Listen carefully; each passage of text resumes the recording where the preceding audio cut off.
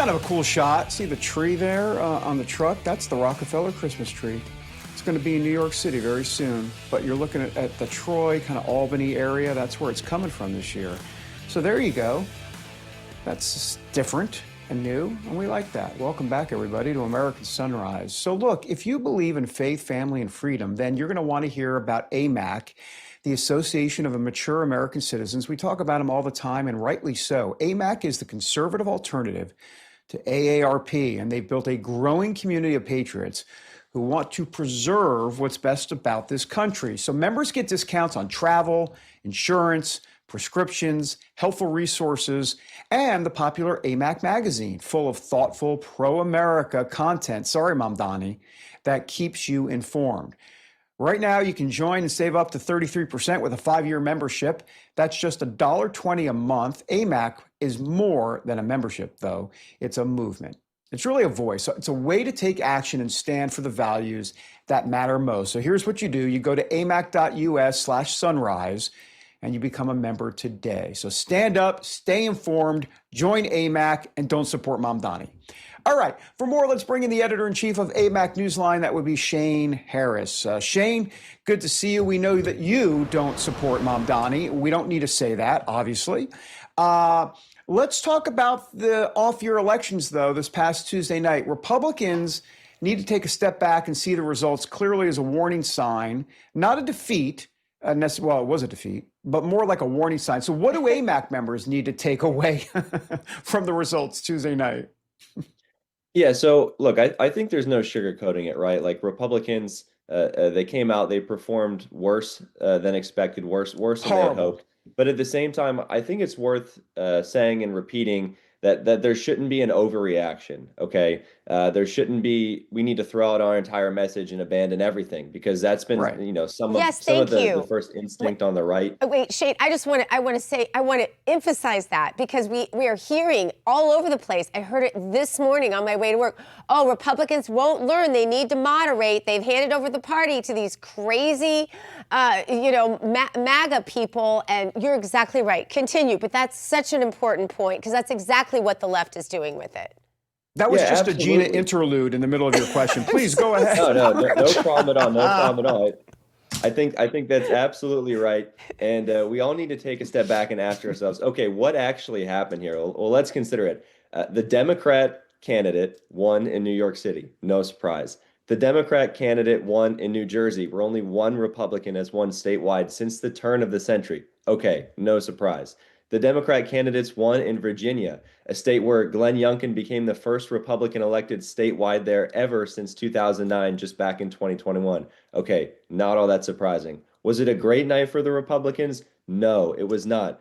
But also, to your point, you know, the Never Trump crowd, they want to use this as an excuse to attack President Trump, attack MAGA. Well, I didn't see the candidates in Virginia and New Jersey running around talking about President Trump all the time. And in hindsight, it looks like that might have been a pretty big mistake. We actually saw the candidates in New Jersey and Virginia perform worse than President Trump performed last year. Remember, when President Trump's on the ballot, what were we talking about? Oh, it looks like Republicans have some momentum in Virginia and New Jersey. And now we see that momentum reversed. Why? Could it possibly be because those candidates tried to run away from President Trump, and President Trump remains the biggest and most important turnout tool for Republicans nationwide?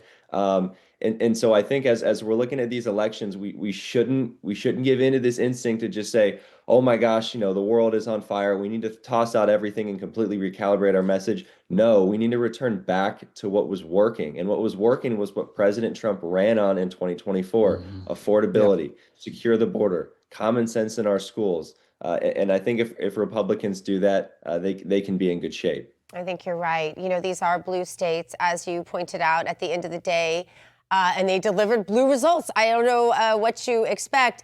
But what does this mean for us going into the midterms? Because I think that's where our focus needs to be now. We don't want to panic on the one hand, but this can be a motivator, right?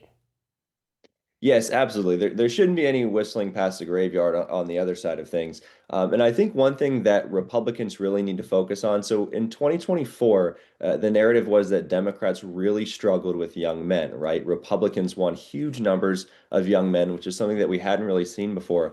Well, what we're seeing now in 2025 is that Republicans are really struggling with young women. So we saw in New York, for instance, something like 80% of women 18 to 29 voted for Mamdani. Similar margins in New Jersey and in Virginia. And so if you're Republicans, it's great that you're winning young men, but really you don't want to be losing these massive margins with young women either. And what I believe about the Republican platform is that it offers something for everybody. Prosperity, a chance to live the American dream, to raise a family, to have a good job that pays for your needs and helps you save for retirement. And so I think if you're Republicans, that should be a big area of focus. What is our message to young women to start to bring them back into the party? How fascinating a point you made, Shane, when you think about the fact that Erica Kirk has now become the leader of TPUSA. Yep. Wait just a minute. That could be interesting. Yeah, absolutely. Yeah, Shane, we appreciate your time. We're glad you're not related to Kamala Harris. Shane Harris is with us. Thank you so much. Thank you. Poor guy. Shane. All right. All he did was come on a show. What am I doing? Okay. Hopefully you'll come back, Shane. Okay. Absolutely. Anytime. All right, good. AMAC.us/sunrise. All right, there you go. Coming up, what foods can help lower the risk for getting cancer? That is a list you're going to want to hear about. And it's next on American Sunrise. Back in a moment, everybody.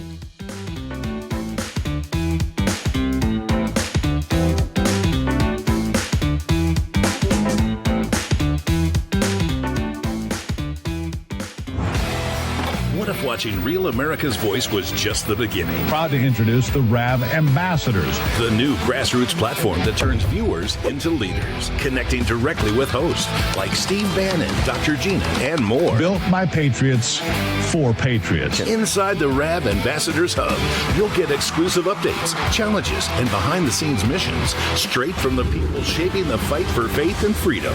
Every action you take, every share, post, and mission earns you points, badges, and ranks. Compete with patriots nationwide. Unlock rewards, exclusive gear, even chances to appear on air or attend live RAV events. But this isn't just about watching, it's about doing. Joining campaigns, volunteering locally, standing for truth. This isn't just a fan platform, it's a movement, one voice at a time. Scan the QR code or go to ravambassadors.com to join now. Because America's voice is your voice.